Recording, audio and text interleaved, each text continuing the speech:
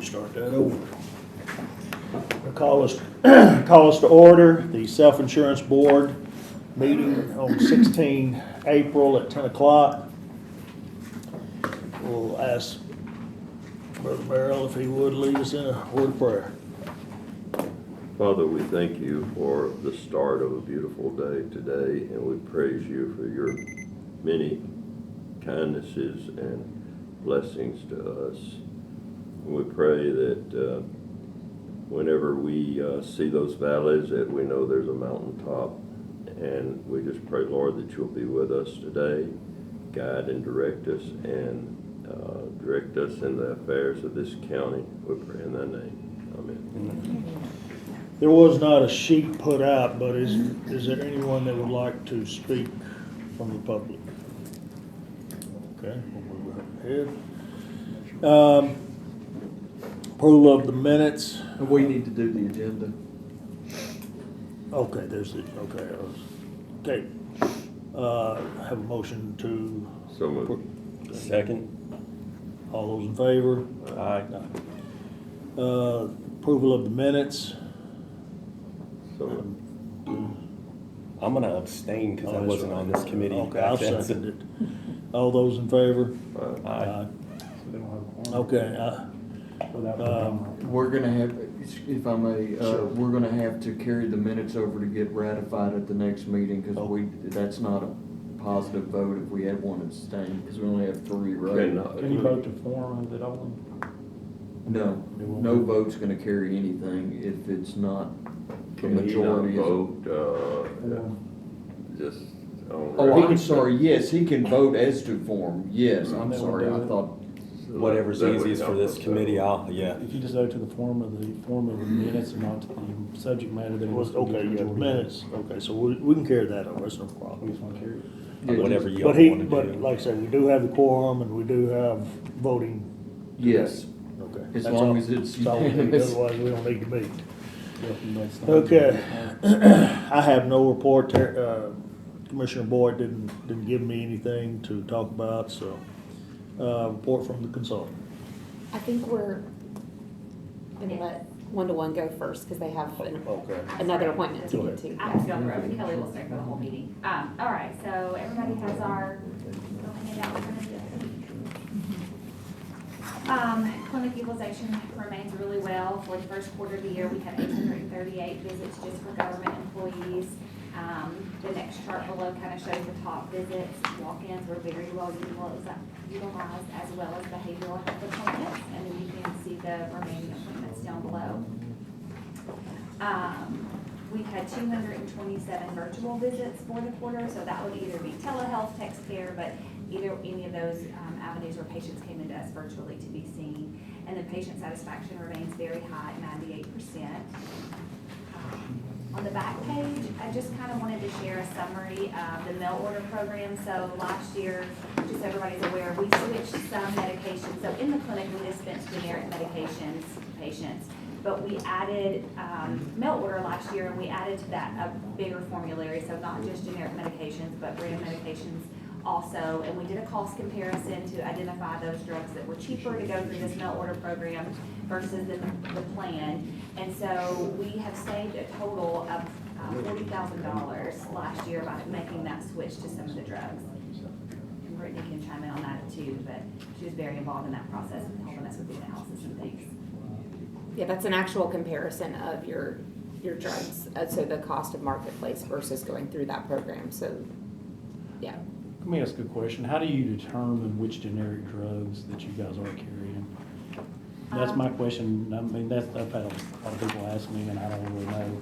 We can only cover the ones that's profitable to the county, but we don't have a listing of what you'll cover. Yeah, I can send you the list of what we cover in our clinic. So basically, it's acute medicines, antibiotics, that kind of thing for acute issues, and then maintenance medications for certain diseases like high blood pressure, cholesterol, diabetes, those kind of Could things. you send us a link or a list, and we can put it on the finance website? Because a lot of people, I don't think, is going down there for maintenance drugs and other things because they're not aware of which ones are and aren't carried, and they're not willing to go to their physician and one-to-one to get the maintenance drugs. I've heard some comments. Sure. I think that would be a big selling point. And is there a separate list of formulary for what's in clinic versus AS meds? Yes. Okay. And I think that formulary, the mail order formulary, is already hyperlinked on our website. But we can We put can add both this. on there and then send you the links also. So you have a group of mail order that's different than the group that you carry in the clinic? Correct, because mail order does include some brands that were cheaper to go through this mail order program versus, Well, there's brands, but there's also classes of drugs. There's groups of classes you don't carry to, right, we don't carry controlled substances. Okay. Yeah, there's certain classes that we don't carry. or, okay. So if they get a prescription from their doctor, they can go in pretty much anything that you carry and get it filled? Absolutely, as long as they bring us that prescription, absolutely. Okay. And then the other one, I hate to keep bringing it, but the other one, there's some questions about people that want to do labs too, because I've asked a couple of times too, they're not sure of where to call in or send stuff if they want their doctor to do the labs through the pharmacy. Through the clinic. No, yeah. Yeah, they just, same thing, bring us the lab order, they can call, they can text, and we can let them know if the labs on that list of doctor order are on our approved lab list or not.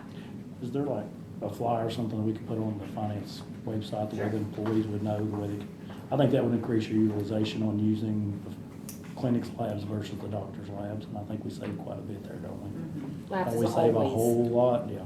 labs is always So big. if they use if they use our drugs and if they use our labs, it saves us considerable amount of money if we put the flyers on our website.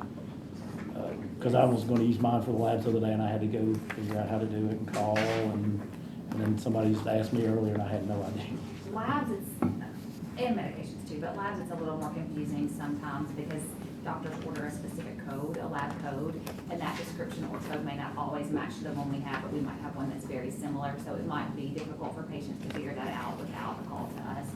Can you carry an order from the doctor or do you have to have it sent to you guys? Which way is it, or both? Either, they can do either. They- We can do either one, so I can have a doctor write me one or have them to, I think it's fax in there. Either way. That's right.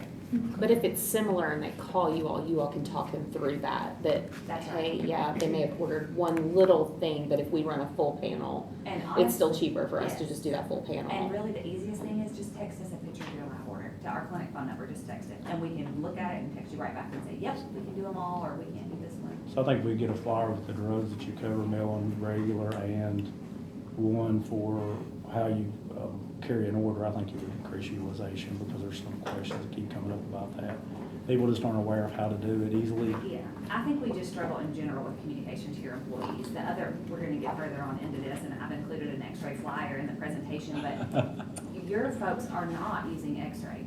Board of Education folks are blowing it out of the water. I just don't think they know that it's available, so getting that out there to them also. We put it on our website, but I think the issue is we don't have a county-wide email system because we've got more than one IT department.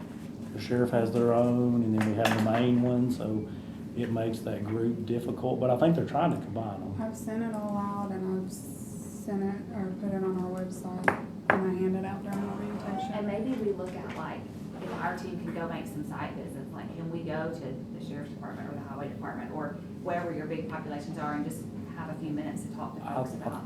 And I think we've got the flyer already up on our site for the X-ray rep, but for the drugs and the other one, and the other thing that may help when they call us, we tell them it's there, but, Yeah. I mean, that's the issue we have county because we're so spread out and the school's more Well, and I think a lot of people centralized. just don't use their email here, right? Like where. We've been told they're in it that. all day long. We've been, several departments don't check their email at all, and they're supposed to. They even have policies that check them, and they don't check them because they miss things like HRAs. Right. And, but I don't know what you can really do to, but I think putting them on our website will help, and we can refer them to that stuff at least. If we can get a flyer for those other two. For sure. Easy enough.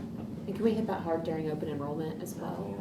To pass out the drugs. Yeah, I can add that to everything too. I think if it was an open enrollment, if they had flyers hung up for the drugs and pass out for the drugs. Do you guys go on sites for open enrollment? Even if- Well, we don't, but, US Able does. Disabled does, and that's a question, can we ask them to carry the flyers? Sometimes they're Or willing can we even to. go with them and just have a separate table that talks about one-to-one while they're there? Because I think if you gave them flyers with the drugs covered Yeah. and the pharmacy and the X-ray, it would save us quite a bit of money.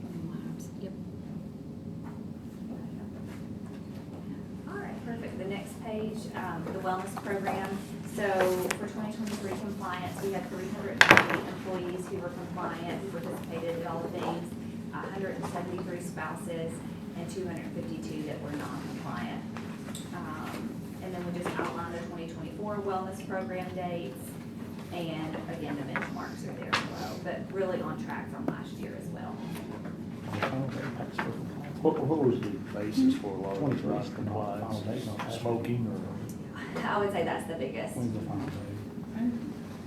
For 23, it was, we're already done with it, I just got the So information. we're finished with it. Mhm. So we have 252 non-compliant. Mhm. A lot of people, yeah. Good Lord. Which again is really close to our numbers last year. We're trending about the same here. A lot of those are the smokers that Yeah. Mhm. Yes. And then the x-ray program is the next page. So again, we kind of broke out the utilization from December through March. Again, we started in December of 2023, and I just said if we could please help promote this service, I think that would be very helpful. I do want to share that through having x-ray on site, we've seen a few things already. So people are using us for visits they would have gone to the urgent care for. So that's definitely a good cost shift. Because we have x-rays. So a lot of times people before, if they thought something was broke, would just immediately go on to urgent care, where now they're calling us and saying, hey, can we come on in for an x-ray? And we did really early on in the program diagnose a hydropneumothorax, which is a very serious condition with fluid around the heart and lungs. And because we were able to catch that early with x-ray in the clinic, we were able to get that person to the hospital for a shortened inpatient stay because we caught it early in the process. So I do think it's been very beneficial and will be impactful as we can get that word spread. Along the lines of x-ray, we met with the Board of Education a couple weeks ago, and like I said, their population is using it widely, and so they want to look at expanding x-ray to Portland also, so that it's more available for across the county.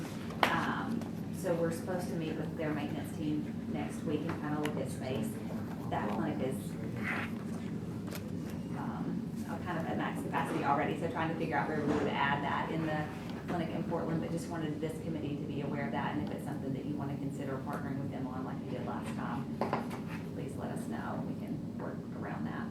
Mr. Chairman, since they're gonna have to leave, is there any way we can just talk about item 5A, because it's the insurance on equipment? That's, well, I was trying to get it down to that point too. Yeah. First of all, let me understand, what is the relationship of one-to-one with the county? What are you a private entity that works with us, Yeah, or? I guess we would be a vendor to the county, They're right? okay. Because the They're a insurance vendor. is what I was concerned about, you know, being that you're co-located with schools, okay, and the school insurance was going to cover your equipment, correct? Okay. It's not now, So we all kind of talked with the Board of Education, but essentially they got an equipment list from us, which includes the x-ray machine at Ellis, to make sure it's covered on their insurance policy. So we don't physically own any of the equipment or anything in the clinics. You and the Board of Education own them jointly.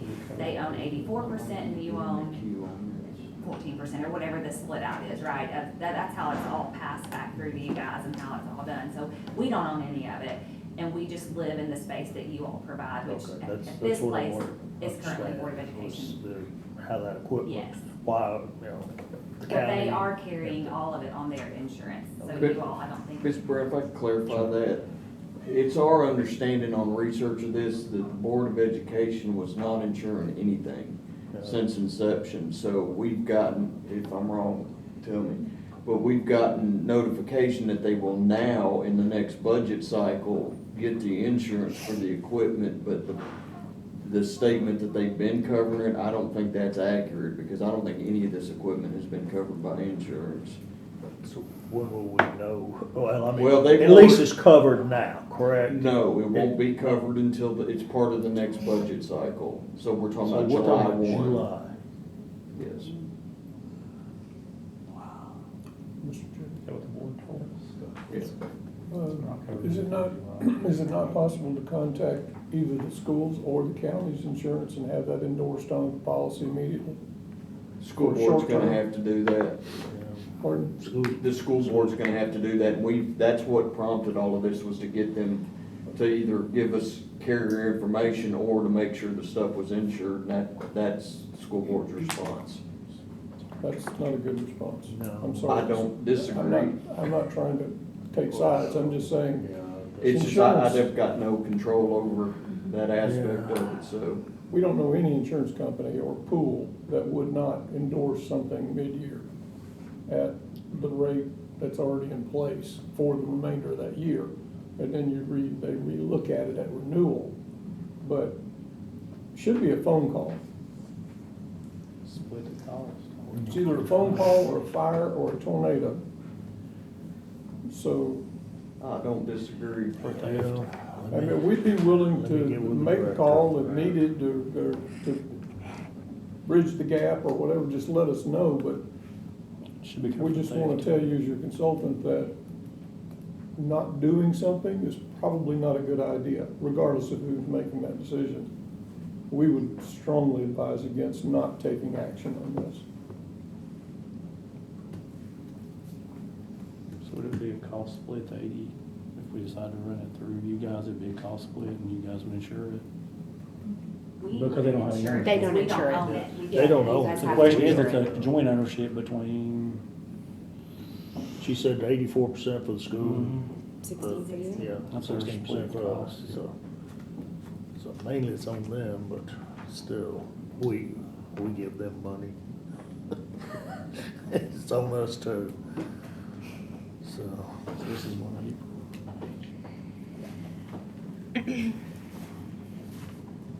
And I'm gonna clarify too, because I was not under the impression that they weren't gonna cover it until next year. I was under the impression that they were gonna cover it immediately, so I'm gonna clarify that also. I just got the response yesterday that it's gonna wait until July 1. Yeah, I didn't get that. Yeah. I would have been more upset about that.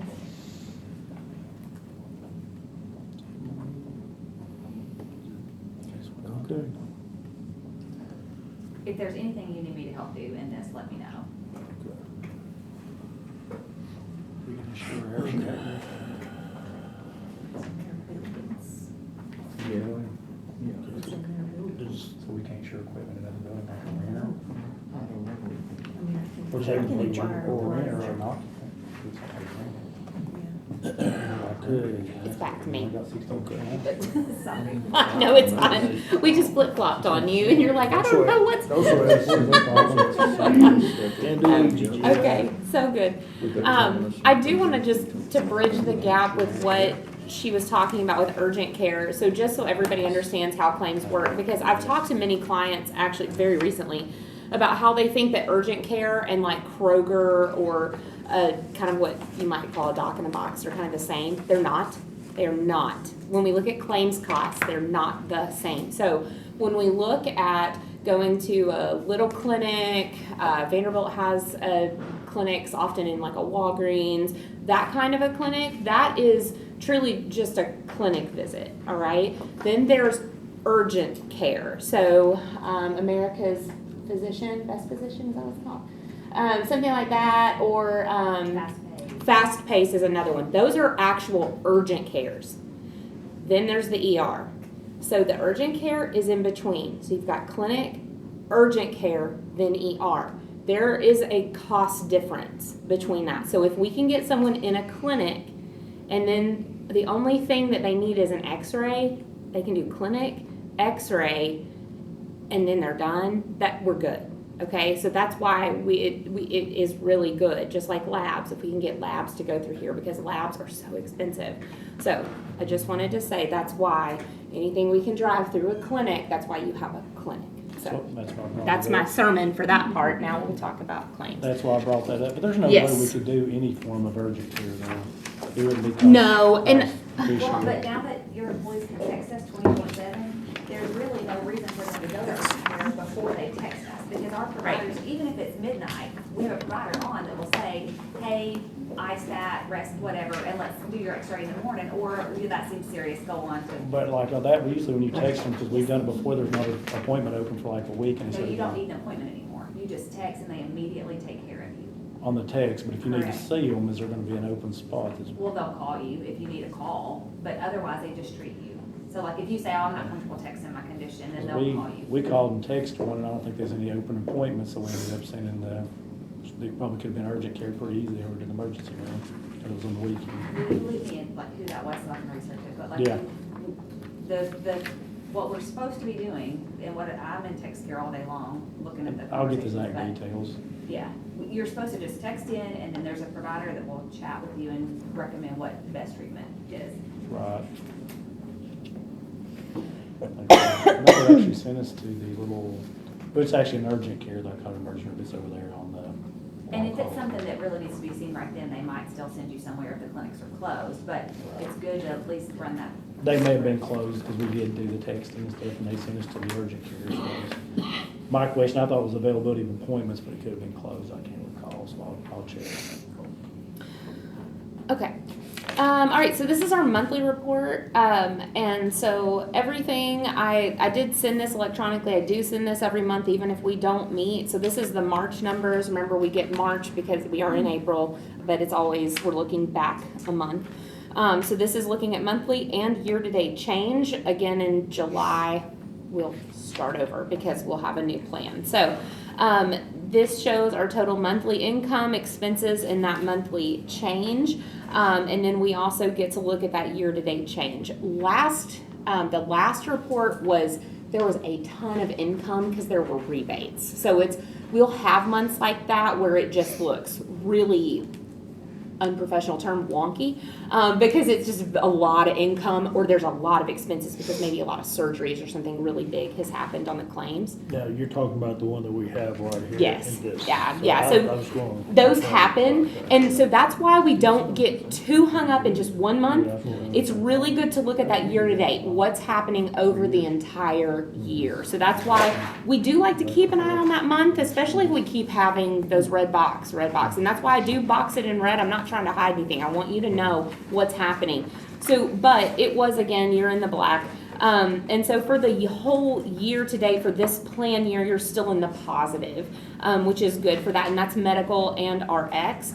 And that's the that involves clinic, that involves everything running through the Blue Cross plan, that involves us, that's all of that. Then on the other box, that's your dental, same thing, we're still running in the positive. That is almost an even exchange every single month. That has proven to be that way pretty much year over year, it seems like.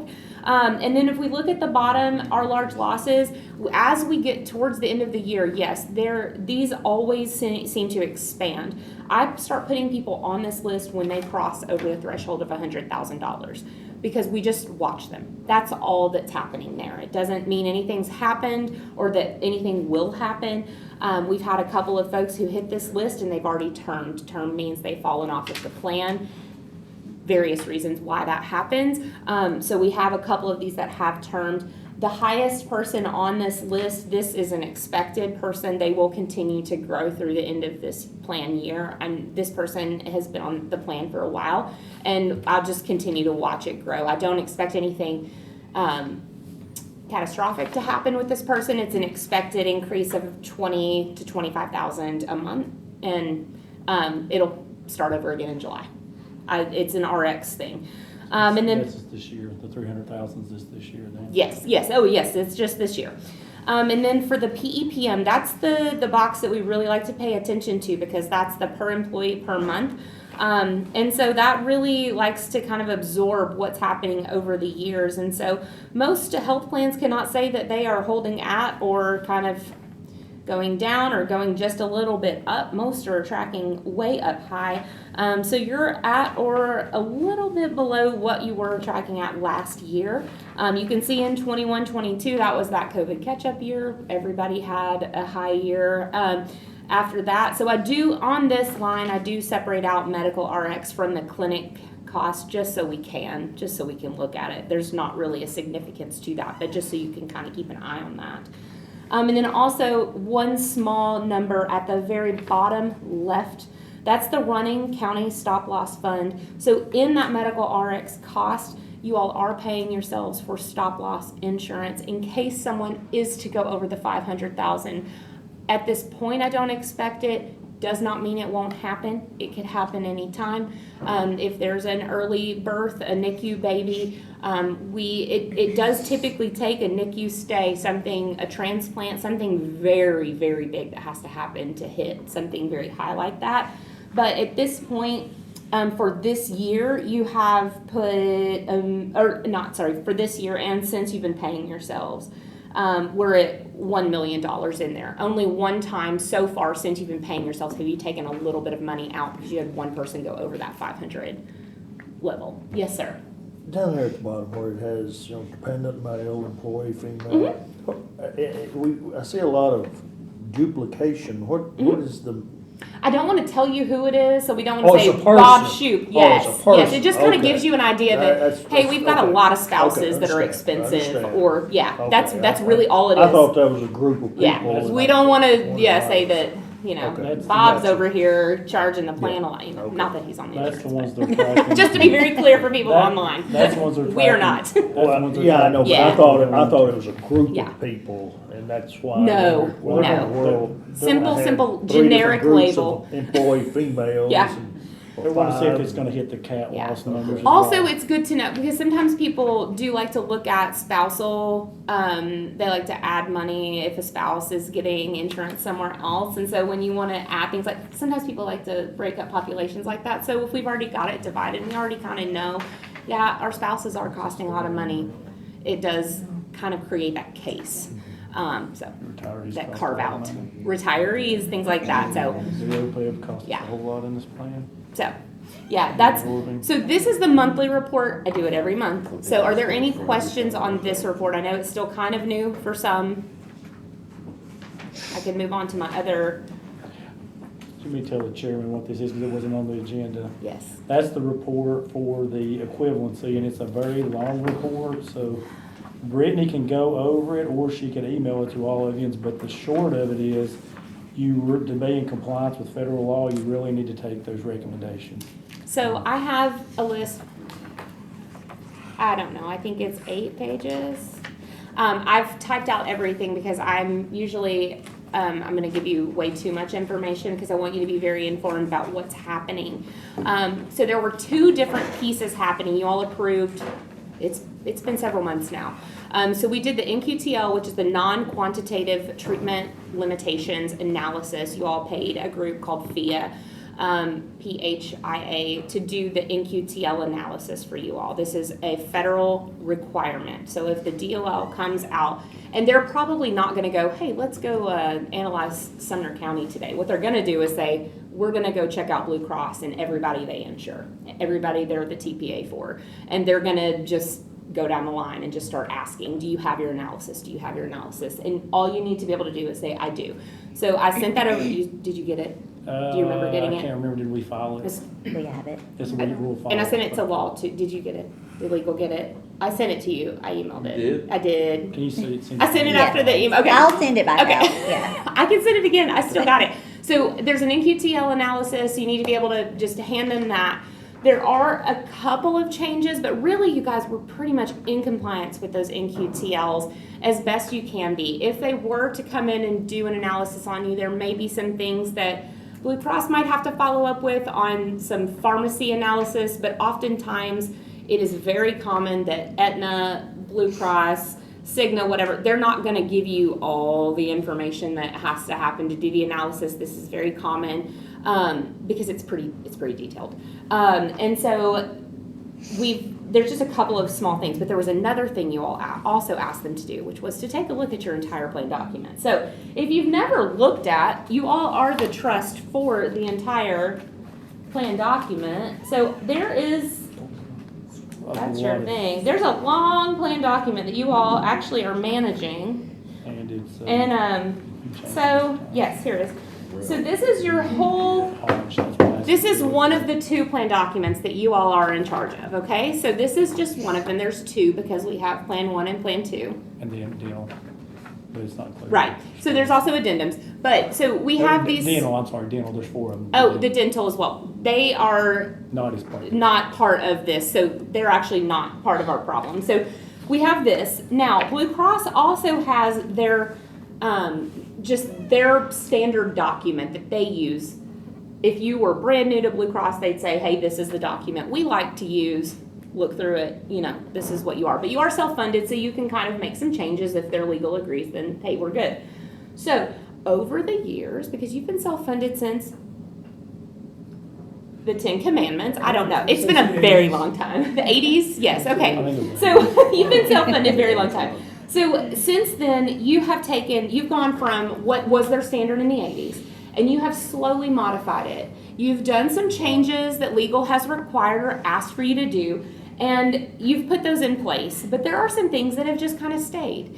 And we've made recommendations, we've changed some things, you've put in a wellness program, you've done some things, but it was time for you to have someone else take a look. That's just an external group. Sophia also does this. And so we had them go through it, through your current document. And since both your plans are almost the exact same, they just looked at one of them and they sent me an analysis that is long. And I went through that. I compared your current document with the Blue Cross standard document with the analysis, and that's what I came up with, all these things. Now, a lot of them are, hey, they're just requiring, or they're requesting that you go with something that basically Blue Cross's standard document covers.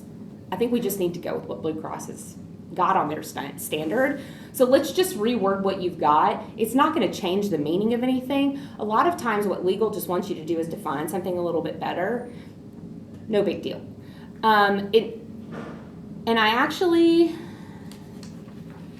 I think that I don't know that actually any of it's really going to change what you're covering. I don't think really I think most of it is really just defining what is the Mental Parity Act? What are qualified medical child support orders? Things like that, because we reference some things in your original plan document that we never really define. And so FIA says, well, best practice is we actually define it. And oftentimes Blue Cross's document actually does define it now. So that's really what all of this is, and I do have it all nicely typed out, and I will go through it bit by bit, and we can sit here we sat through it. I made Bob sit through it for 3 or 4 hours, I don't know, the other day, and we can go through all of these changes. I can also just send them to you so you can go through them. I can definitely send them to you because I know you need to legal needs to definitely take a look at what we're suggesting. Also looking at this standard document, because a lot of times I'll reference, hey, page 59 of the Blue Cross standard document has this well defined. I think we should just go with what Blue Cross says. Also, you pay Blue Cross to manage your claims and to have their legal look at things and to provide wording. So we really need to lean on that as well. So I came prepared with all of this today. So I don't know what we need to get approved by the trust today and how we need to handle that. I don't know the best way to go about that. Does it change any coverage or any administration, the way we're going to administer stuff significantly at all? Not significantly, no. It doesn't change any claims, but it may change administration a little bit. There's one thing, I know there was one thing that was an NQTL analysis that had to do with eating disorders. We needed to remove an exclusion. You all have an exclusion for services or supplies for inpatient treatment of bulimia, anorexia, et cetera, et cetera. You really can't do that anymore. It's a mental health parity finding. If you're going to treat other disorders, you've got to So that's something treat they're those. required to take. You've got to do it. I mean, that's federally required. So we've got to be equal with what we treat physically, mentally. Same thing. Let's see. Also, the way that you all treat stepchildren, we've got to change that.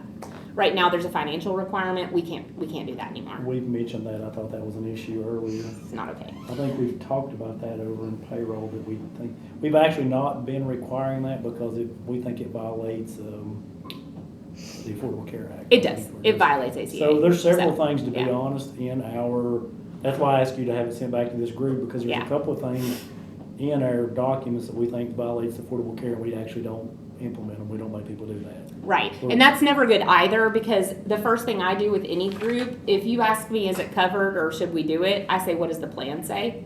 But our And if the resolutions- plan is wrong, then that's a problem. So children that had been adjudicated by the court to be legal with that parent, There was a 50-50 even though it was a rule. stepchild, by there was a financial rule in there that was an old one where you had to cover 50% of their costs. That rule's out the window. Yeah. I just- For several Yeah. years, so we ignore the rule, we just make them prove that they are the legal guardian. Yeah. If they are, then we didn't ask for any financial because you can't Right. anymore, is my understanding. Right. That's Yeah. not wrong. There's no financial requirement. We They just, quit they're a doing that. stepchild, they're a stepchild, and you've Yeah. gotta cover them, you've gotta cover them. So, And honestly, the financial risk of that, because again, our job is to keep the plan healthy, because if the plan's not healthy, we have no plan. So children are really not your risk on this plan. is there any way that you guys could get her to email that and have a meeting Yeah, next just month? go- yeah. Because We probably need to just sit down and go over it ourselves. Okay, we're getting ready to That's do fine. open enrollment in Yeah. May, so if we could have a meeting in May to make sure it doesn't change over when we have open enrollment in May. Starts the first. Of May, We so, need to have some more meetings. yeah, because we're gonna have open enrollment the first of May. I don't think Yeah. it would impact our open enrollment, anything they're saying. no, I don't really, again, I mean, the stepchild, that really is kinda, it's, We've been doing that correctly anyway. We just kind of, those major ones we knew about. yeah, but I mean, some of the other changes are, just the way that words that we use, there's just language differences now. But it would be good to have a correct EOB Mhm. for July 1, so if you guys met in May and got it back to Blue Cross with those changes, then we could have the new, when they print for July, to have the correct information. Because when would we have to have that to Blue Cross for them to make the changes for the July date? Well, I know July is usually busy. Yeah, I mean, if you can get it to me next month or so, we'll try to get them, but usually we don't have them produced by July 1. Right. It'll be like. But the August or SBC, I don't know that it will actually be affected by these changes. The SBC is the blue document that's required by the government. I don't think it would actually be affected by any of But I these think the changes. EOB would. The full plan document would be, but I don't think the SBC would be affected But I by think any there of is. these. Just to clarify, that's not the plan document, that's the evidence of. Right, yes, the evidence of Yeah, that's what I'm talking about, the coverage. evidence of coverage, we need to Yeah. have some of these verbiage changes Yeah. too, because Yeah. they. Yeah. Right, That's the ones we need to get out to the Yeah. employees as soon as possible. right, Because it does have the thing about the financial. right. But the EOCs are never ready on time, like, they're never ready July 1. But we so- can at least make sure we're following the requirements. Yes, we can get you ready and that, yes, And we strongly believe we are anyway, because stuff like that, we're actually not. you're If we already, know they conflict with the law, we don't follow it. There's nothing in there that's more restrictive than what we have now, correct? no, So, no, it would be loosening. Even if somebody enrolled or there was some issue here, all we're doing is broadening the Yes, definition, so Right. they're gonna roll into it anyway. Right. So if we can kick this off a month, I'd prefer to do that Yeah. instead of blindly pass this and Yeah. find we've got trouble later. And call a meeting in Okay. May if they could. Yeah. If I we can could do probably, that I can this just send year. you this probably today, and you can go ahead and have it and digest it.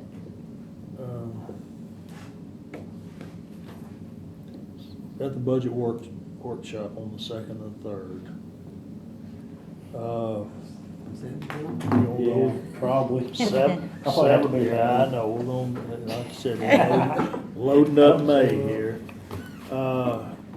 7th of May, would that?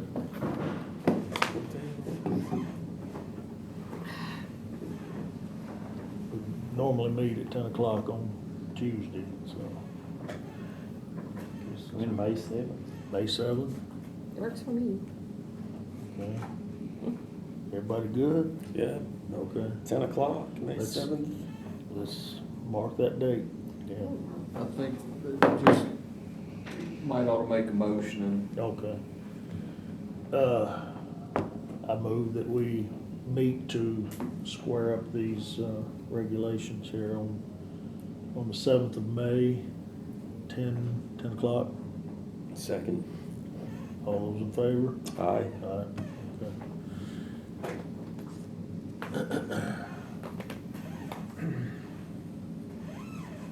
And that was all I have. It's only found, Yeah. yeah, it's number one. Mine's late with work and everything.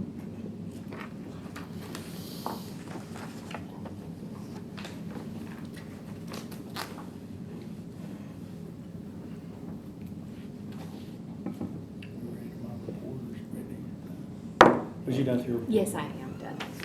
Mr. Chairman, we start my report. Okay. Okay, if you go to page number 18 will be the first page of the financials. And this is gonna mirror a lot with Brittany's report, except this is gonna talk about the whole year to date, where we're at compared to last year. If you look on the right side, the first column, you have 19.6 million some odd dollars. Last year, your cash was $17.53 million some odd dollars in your health insurance fund. So you can see just the same number Brittany's showing you on the bottom. We've kicked up quite a bit of money this year on your health insurance fund, so it's running quite healthy. The actuarials given from Blue Cross are quite conservative, so we think that's part of it. Plus, we're having good plan years, so plan years. Does anybody have any questions on that particular number?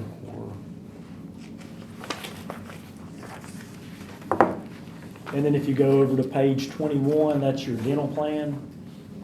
You had $1.37 million this year. If you look at the number to the right at the top, last year at the same time was 1.2, a little over $1.2 million. You picked up a little over $100,000 in that plan, just like they were showing you.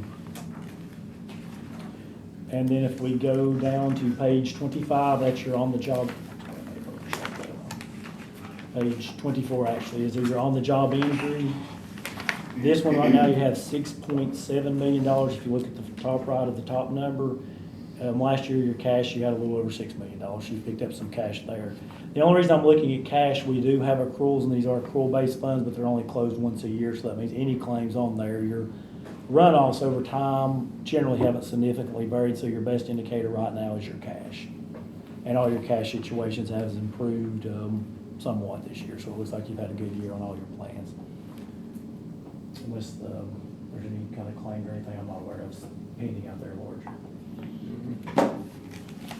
Does anybody have any questions on the report? I mean, this may be a just stupid question, but I noticed all these are estimated estimates. Is there any year-to-date These are year-to-date actuals? These are the year-to-date actuals. Okay, well, it says estimated. Where does this? Just keep saying estimated, That would be the budgetary revenues and numbers. estimated What page are you on? budgetary.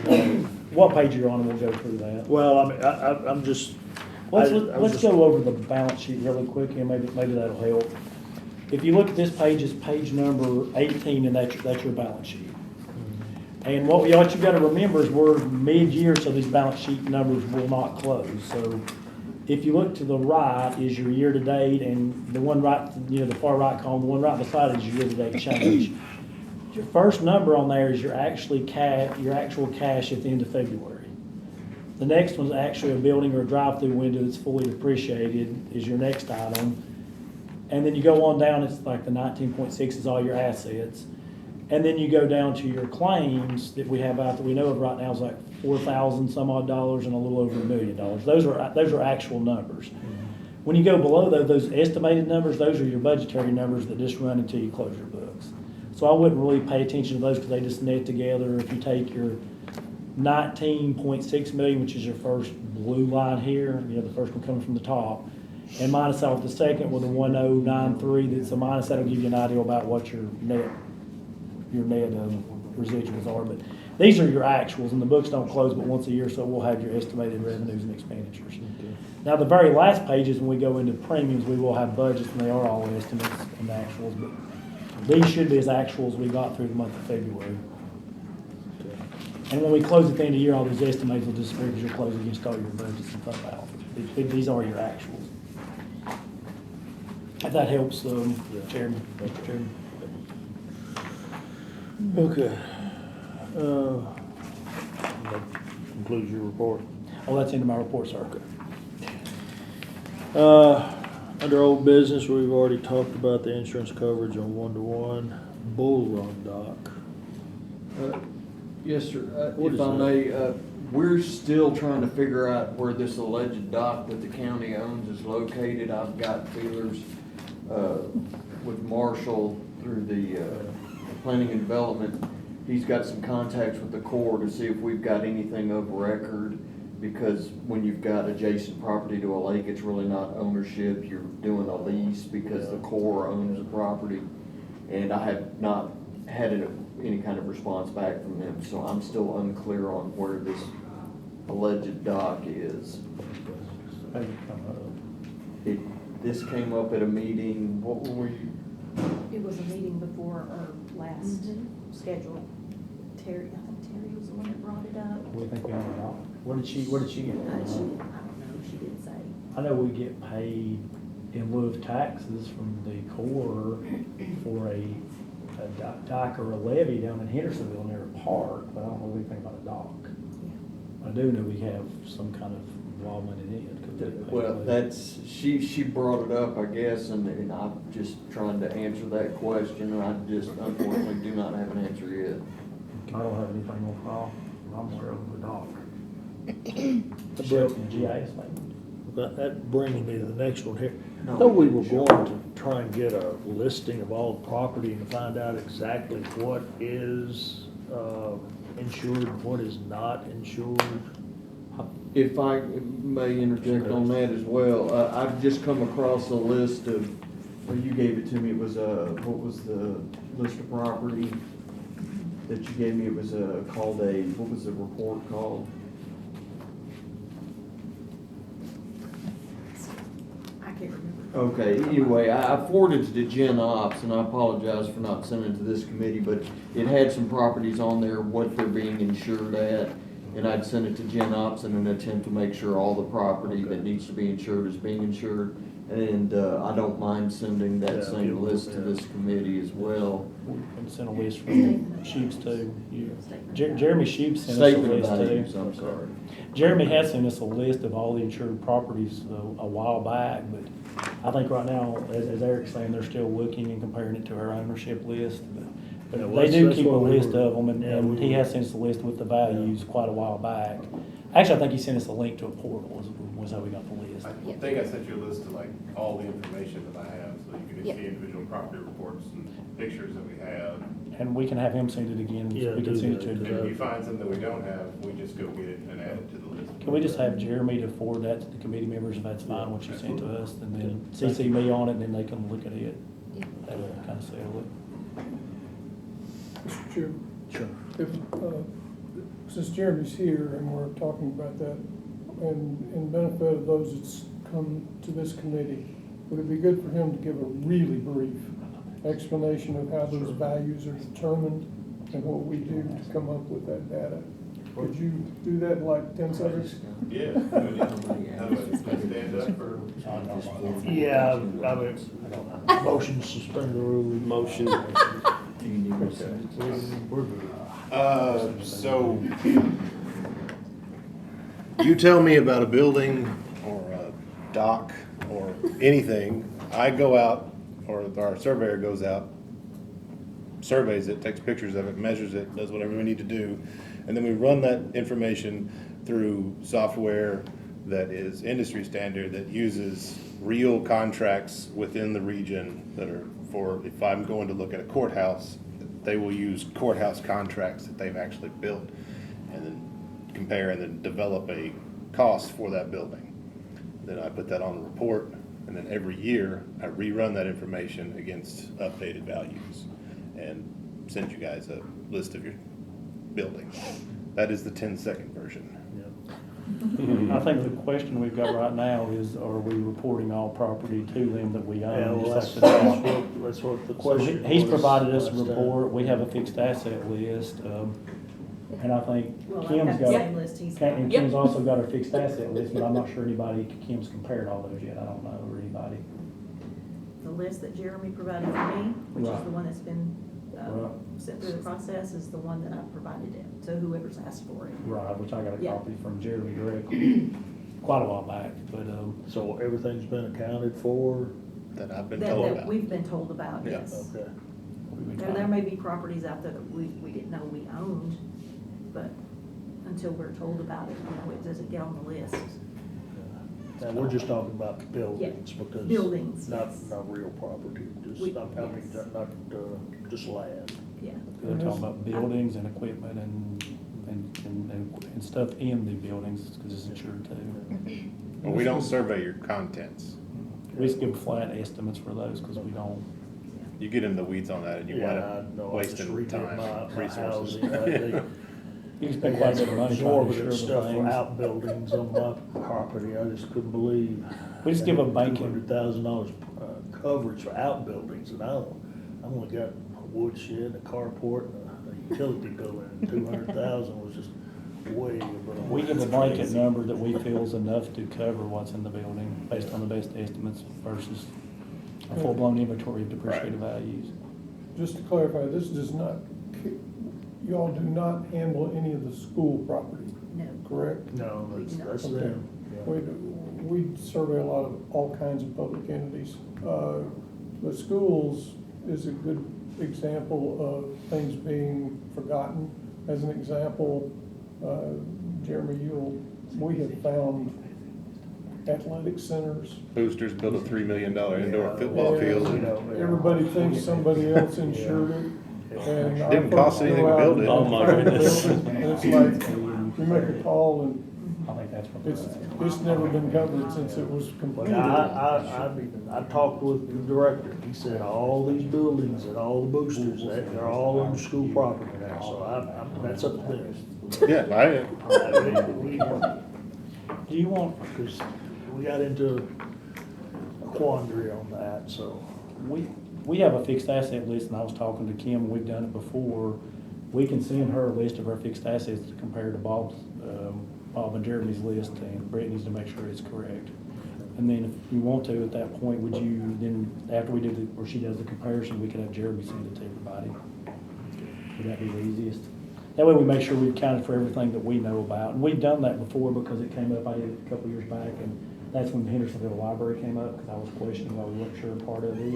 And so we do look at those things, and the courthouse came up last time for the value because we ended up suring it quite a significant number because we didn't have a final number and got concerned about its That insurance. was one that fell through the cracks for a Well, couple of months. not on, somebody released them before we Yeah, were aware that's what of I'm it, saying, yeah. yeah. When we become aware of it, she immediately contacted Bob and them. And then there's a certain period of time, I think, is it 8 weeks or something that's covered anyway, or that's what somebody was. it's gonna be dependent on an insurance policy, but There's a certain grace period, but I'm not sure how. far when you build a new building, most people just take what they spent on the building to carry them over until they actually figure out, because like that building, there's lots of stuff on there that's not covered, and there's no reason to pay premium on a building value that you could never get payback for.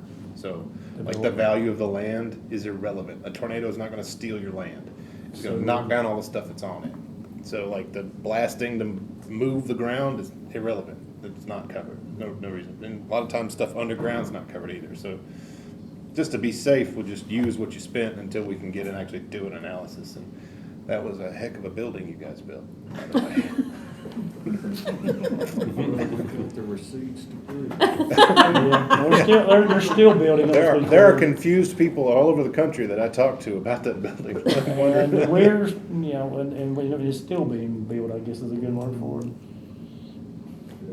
And Mr. Chairman, I might add, again, just for the new folks on the committee, about the structure and how we fit in. Many years ago, when I started this company, I did a lot of this myself, and then time set in. Send it back to the committee. And we grew, and so now we have split into property and casualty on one side and benefits on the other side. So Jeremy's the president of RAI, which is a division that does all kinds of property and casualty things. And then Brittany is the president and CEO of the benefits side. So we're all quite complex, and so we got some great minds. So you don't do anything? I was hoping you wouldn't notice that, Merle. I wish, but the only way you can learn something is to mess it up and have failures and learn from them. So sometimes I may see it a different way, but I'll keep my mouth shut and let them figure it out, as long as it's not gonna hurt somebody or bankrupt somebody. But I've never had that situation come up. But I got all the trust in the world in these two people, and so do many of your other fellow public entities around the state. We only operate in the state of Tennessee, so. Just to throw it out there, since we are meeting on the 7th of May. Yeah. Could we just get those lists and just make sure that we're all good to go? That would just hopefully not take very long, and we could concentrate more on the benefits side, but just to mop that up, and get it off the agenda, because right now, I still see it's probably on old business until we finally say, we're done. We've got this covered. We have a reporting process for new equipment and for new buildings, but we have in the past in our list to compare, and it's been, I don't know, it's been a couple years back. It doesn't change that up drastically every year, so that part doesn't. You know, because last time we sent you, my only question I had was the Hendersonville Library that brought that about. So we do compare them. Since we're on old business, the insurance coverage on the one-to-one equipment, do we want to keep that old business, or Yeah, is somebody from this until I get with committee gonna Director talk to- Langford, Okay. it's on here, so. Can I ask a question about that? Sure. How much equipment are you talking about? How much is the money, do you know how much money it There's is? at least an x-ray machine over there. Yeah. And So- anything else? I mean, computers, exam tables. Do you have a general number, like total, $1 million, $5 million? I don't have a number. I wouldn't think that. I sent them a list of everything that I was said in in the the clinics and we location. run the building, so. They have And that's spread across how many locations? 5. How much inventory do we carry there? Yeah, do you have an inventory list of Mhm. each? Okay. Of like the stock Yeah. of everything. Is it Yeah, by it's been sent. each location or total? Mhm. or We what? broke it down by Okay. location, Okay. because like, for instance, Hendersonville is a lot larger than White House. So it was done by location and sent over. There's also I guess supplies and drugs that'd be in a there too. good thing to have is that inventory whenever we Mhm. talk. If I could give you a question to ask, if you have an opportunity, might be, since they've decided to wait until July 1 budget year, question might be to ask, is your current carrier willing to cover it? It's pretty specialized equipment. It's not like insuring a stove in a cafeteria. Yeah. But the supplies and drugs, I mean, we're not sure So, either. you know, it may be that they need to bid it out and find somebody who will cover. It could be a lot deeper than just, we're gonna wait till the next budget year. And I'm only saying this because if I see something that's glaring, I feel like I need to speak up. Even if you fire me or whatever, you don't have to like what I said, but I feel obligated to do that. And it's selfish, because if I don't speak up and that building blows down and the county, it's all county money, has to replace it, you're gonna ask me why I didn't say something, or we didn't say something. So that's why I was so kind of dogmatic about it, but I think it's important. No, I'll put that to the question. And we do carry insurance for not speaking up, but I don't want to spend it, Yeah. because they usually cancel your policy on your first claim, so. Okay, so I think we've got that taken care of now. You won't sit up here with us? I mean, I don't have to. I mean, I don't want to put you on the spot or anything. I'm available whenever you need. I understand, appreciate it, Jeremy, just let you go back there and be comfortable. So I'll bring us back under rules, and we'll move on to new business. Possible update to the occupational compensation plan. If I may, Go ahead. this is probably gonna need to roll to old business so that you all can review, but basically what's happened is under section 3, specifically 3-302, limitation of time, we've got an issue where, we say we're gonna close a file down if there's been no medical attention for a period of 6 months from the date of the last medical treatment.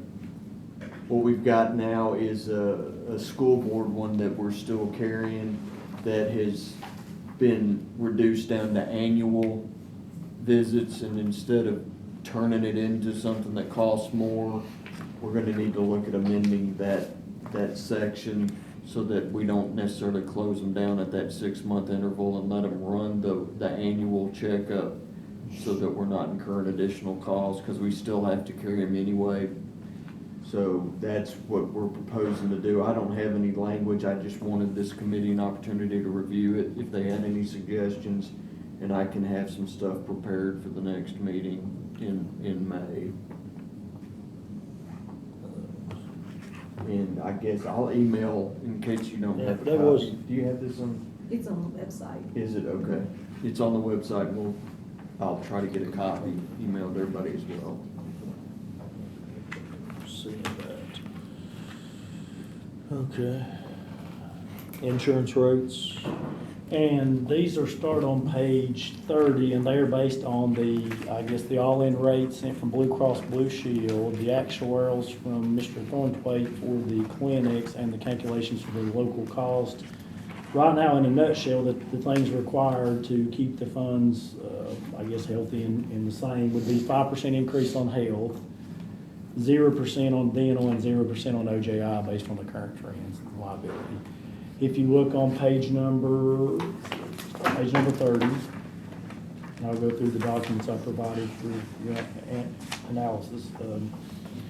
Page 30 is just all three of the programs combined together, and there's several summary pages, but if you look from right to left at the third column over where it says 25, and this is based on the budgeted estimates. If you look at the very first number, 17.7 million, and if you look at the very bottom number, 17.5, with the 5% increase, that's a conservative estimate of where your health insurance fund would be, and I think it would actually break even.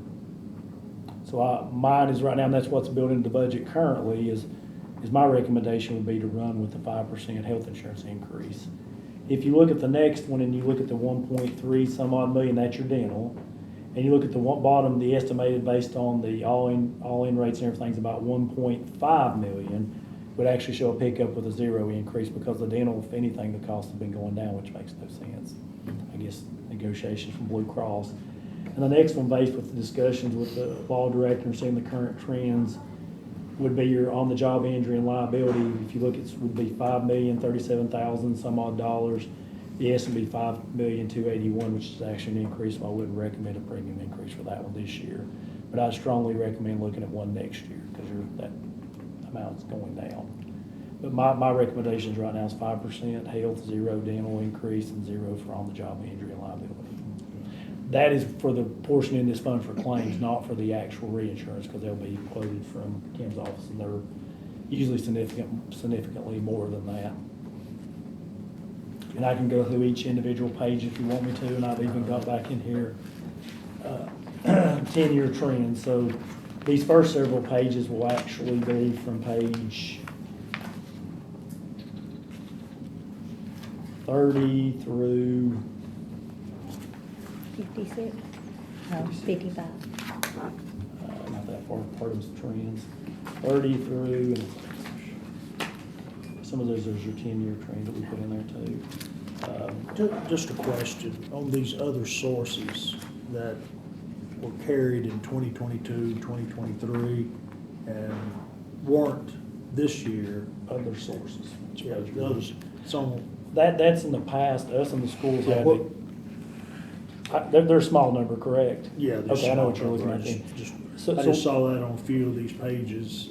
So what happened in the past is that the county's health plan and the school's classified employees were under one health plan. So when we did that, you have to do an actuarial for OPEB. In other words, it stands for other post-employment benefits, and that's for your retirees insurance. You have to do a full actuarial each year and an update at least every year in between. So you have to do one every 2 years. In the past, us and the schools did that together, and they reimbursed us. Because we've completely separated, we're doing our own studies now, so they won't be reimbursed us, so we won't be incurring the cost. So it won't be flowing through there. And then there's a large increase that helped cover some of your costs this year, and it was even, I brought down the rates for next year conservatively, interest earnings. You're earning quite a bit of interest earnings right now. But I wouldn't recommend any more than 5%, because we've been using the estimated all-ins with Blue Cross, they're very conservative, and we've been picking up a lot of cash. So I think even with 5%, there's a probability you're gonna pick up some cash, a small amount. And dental, it's a small plan, and with no increase the last several years, we've been picking up cash. And the on-job injury and liability's been doing good since we split off from the schools. We think it's actually running better. So we think it'll level out next year, and it'll start increasing it again, but I think with the schools dropping out, that's why you're seeing these 0 years. Because I think the county and the highways portion's more than covering it right now, when we dropped out the schools. The only thing we're covering for schools is the runoff ones right now, that are already existing. Does anybody have any questions? The first several pages are the ones that will actually be in the, if approved today, will be in the budget doc.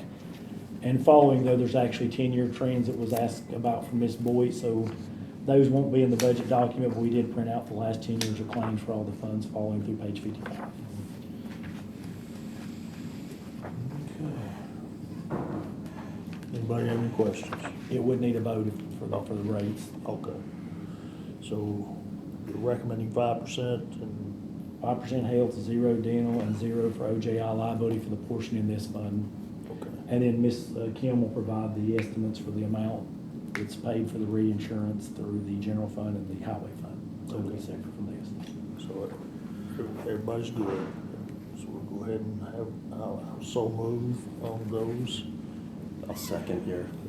Those in favor? Aye. Those opposed? Okay.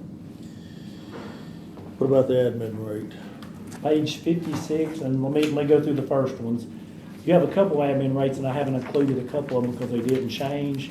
The first one, you have inside your health a vision plan that's part of your health, and it has 80 cents admin fee per month per plan, and it's recommended to be the same for Blue Cross Blue Shield, so there's really no action unless you want to inquire from Blue Cross Blue Shield. And then your dental has $4.25 PSPM, and that's the same this year and last year, so there's really no change unless you guys want to discuss it with Blue Cross Blue Shield. But the ones included in your packet that you will need to look at is on page 56 through 59, and there's 2 different options they've sent us. On page 46, there's the first one for a 1-year option of $45.59 per month, and then on page 58, there's a 3-year option. If you do take the 3-year option, if you read down in the conditions, if you terminate early, you do have to pay for 1 month's extra fee, so you do need to be aware of that. And I think last time, before this, a couple times back, we did not look at the multi-year because we were looking at possibly separating out the prescription, but I think because of state statutes right now, we've kind of dropped back on that for a while. I mean, I was looking at that, I mean, $2 rise in 3 years, that's pretty good. On the multi-year? Yeah. Currently, what you're paying is, let me tell you what our current rate is, which is important. Our current rate right now is $44.70 per month for health from Blue Cross Blue Shield. They're recommending $45.59 for the 1 year if you take it, or $44.51 if you take the multi-year for the coming year, which would actually be slightly less if you take a multi-year than what we're paying this current year. But it would require you to take a 3-year commitment, Yeah, or I know that's forfeit what they're one, after is commitment. or forfeit 1 month of administrative cost, I think is the forfeiture, which is on the bottom of page 58. If Sumner County Government Self-Insurance Board terminates prior to the end of the multi-year fee agreement of 27, there's an early termination penalty equal to 1 month's fee. So you can still get out, but you'd have to pay 1 month's fee. So how long have we been with Blue Cross Blue Shield? Many years. That kind of solves the So problem. you really got Blue Cross, or there's a few other large carriers, but Yeah. I mean, to me, this would probably be the best thing to do, is at least try and save money. and we did a cost comparison 2 years ago, was that? Well, we got the actuarials involved, maybe a little longer, I can. maybe a little longer than that. I One. think it's been a while. Yeah, It's been a while since you've done, yeah. We get basically involved in actuarial going out and getting their contracts and trying to run the data back through and compare it with other carriers. That is one of your options, because your administration fees are not your big driver, it's your claims. It's not. The big driver of your entire health plan is your claims. That's really where it's at. So if you really wanna look at what's the cost, it's really doing a claims analysis, which we don't have enough time for 7-1. If you wanna look at doing a claims analysis, we need to plan ahead for the next year. So, yes, it is important, and I'll tell you, I mean, you are a fiduciary, you're responsible for using the money of the county appropriately and making sure that you're making correct decisions. Yes, there are, lawsuits that are coming up, people are not being appropriate fiduciaries of plans, but it does come down that it is up to you. Administratively speaking, though, this is the smallest part of your entire plan cost. And you've got to think about it this way. Your smallest cost is your administrative cost. What's Yes. important is the contract discount. So if we saved, or you guys saved $30,000 on administrative cost, easily one contract discount on a large claim could cover that, or several small ones, or 10 times that much. So that's why you need the actuarial. They actually need to see the contract discounts based on our claims, not unless you're just unhappy with Blue Cross's administration. And I'm sure That's a anybody little can. I'm sure anybody can find fault with any of the plans. They're not Yes. going to like something they don't cover, whatever. But by and large, we hear very few complaints about Blue Cross. We hear complaints of things that aren't covered, but a lot of that's what you guys are willing to cover, not Blue Cross, not their actual administration. And your plan, by and large, covers more than many plans outside of a public entity. I mean, you cover pretty much everything. Yeah, You have a very thick benefit, a very rich benefit. I will also say that I think that no matter what Blue Cross might try to sell you, or Cigna tries to sell you, or Aetna tries to sell you, or whatever, in the end, I really do think that discount-wise, I don't think that that's where the healthcare industry is headed. They will talk to their all blue in the face that they have the best discounts, and I just don't think that's where it's headed. Where it's headed is that we're gonna start finding out what stuff actually costs, and that's what we're gonna be paying. So this is a dying breed.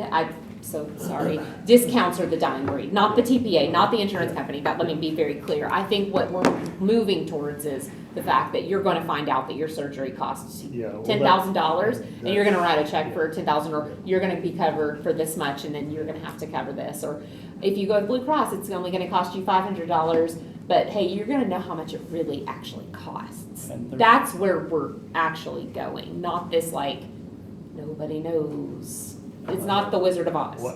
We're leaving that I've world. been a proponent of that for a Yes. long time, but Yes, exactly. So having a menu of Correct. all services. Exactly. You like should be able to that. Google shop it. There's- Yes. And there's Yes. another part. If you do change carriers, and you're not got a significant change, you've always got to think about this. You've got right now is a hard time to necessarily get employees in some instances and other things. No matter what other plan we take, there's going to be some differences. So you're going to have some employees that are happy because they picked up something, and a lot that's going to be unhappy because it's a little bit of different coverage. They got to change pharmacies and doctors. So if you don't get at least enough of savings to make your difference, you're going to disrupt your employee base I unnecessarily. have been under Aetna, Cigna, Prudential, and Blue Cross. And there'll be differences. I've been under all four. And there's always little differences. Now I'm under TRICARE, so.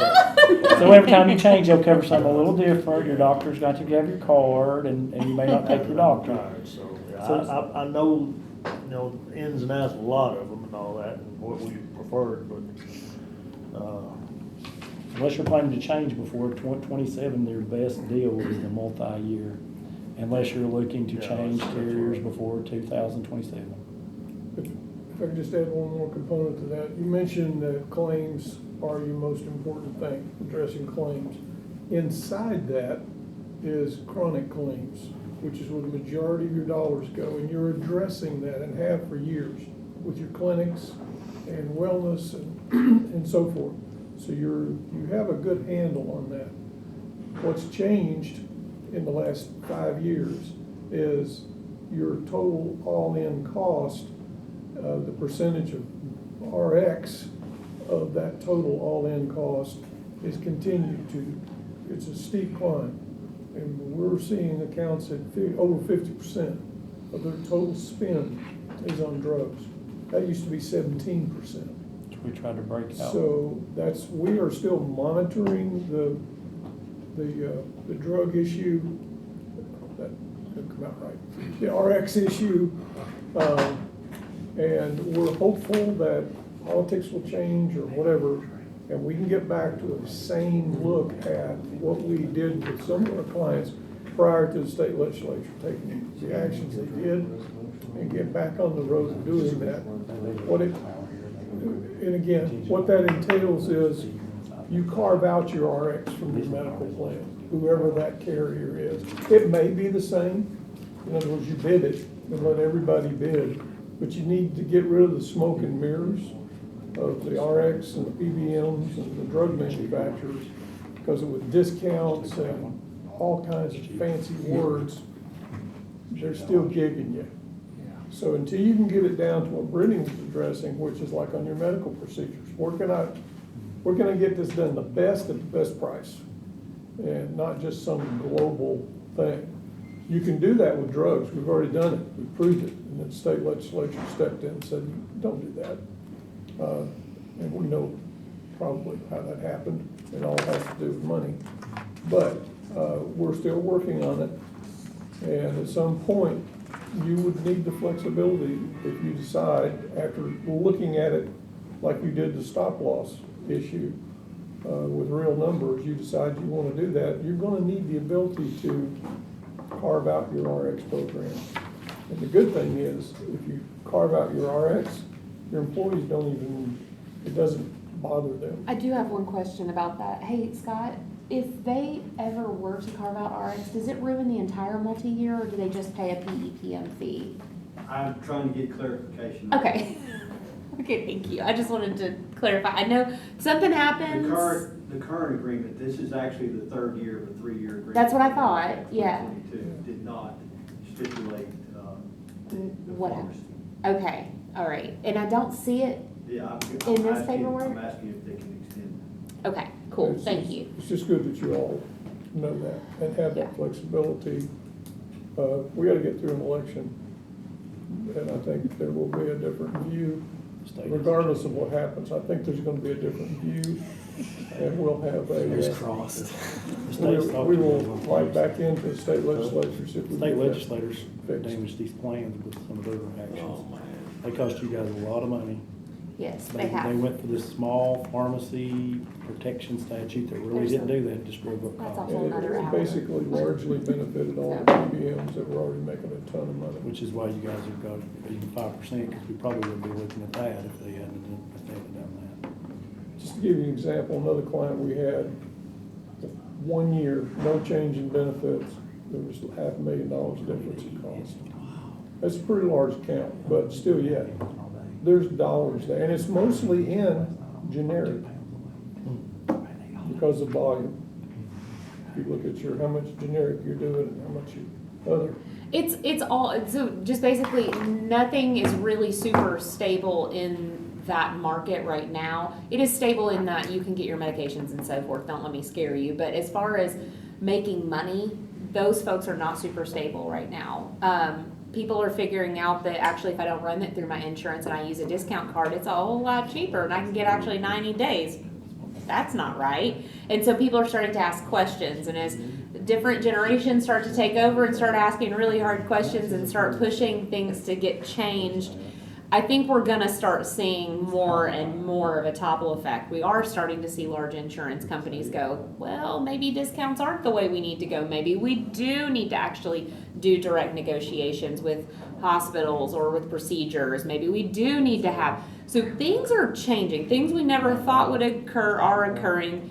There used to not be discounts. That used to not be how insurance even worked. PPO was not even a thing. So even though that might be how it's been since you were a child, or maybe you've even seen it, change over your years, just remember it's always evolving. Business is always evolving. So anyway, I'm the 3-year with Blue Cross. It's been stable. They're very responsive. Your account executive is very responsive and gets things done.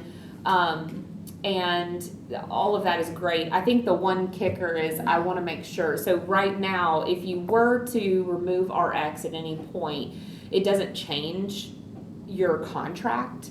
That's the way that it has existed so far in the past 3 years. I would like for that to remain for the future 3 years. The thing that they have said clearly is that there would be like a PEPM, but even the discount would have, or the cost avoidance would have overshadowed that PEPM. So that's the one caveat that I would like to remain in that contract, but I don't see any major red flags about remaining with Blue Cross for 3 years. Could you approve So. it contingent upon that they do that? You want a motion? Yeah, could you approve it contingent upon that they do they carve out the prescription, that we can remove it, like the old contract? Basically, it allowed us to remove the prescription drug in the old one. Motion's on the floor. If they don't, the question Eric I'll has. second your motion. Before you do that, I would ask, what are you gonna do if they don't? You wanna go with the 1 year if they don't, that way, Are you gonna shop then, or are you still gonna commit? 1 year. So if we're gonna end up in the same place either way, I'd ask for it, but I wouldn't make contingent. If they don't, then you could do a 1 year if they won't do the change, that would give you the option. Okay, if they won't, yes, we will do the 1 year then. Because the 1 year would allow you the next year to do carve it out, because you wouldn't be under their claim, and you could actually shop too. We can go back and do the actual work again too. Yeah, we need 6 months more at least to shop. You're too close to renewal right That's what I'm now. saying right now, if they do the 3 year contingent on Blue Cross doing it, and if they do, they take the 3 year. If they don't, they take the 1 year, then that will allow them during this year, the next 2 or 3 months, decide if they want to go do an actual on Blue Cross, if they won't, they don't divide it up, which I wouldn't foresee them not letting them divide it up. But it'd give them the option. That's what Eric's question was, what if they don't take it? What do you want to do? So that's, we'll go multi, if they don't do the carve out, then we'll go single year, that's the motion's on the table. Okay. I'm still good with your, yeah, I'm Okay. saying. All those in favor? Aye. All those opposed, no. Okay, let's see.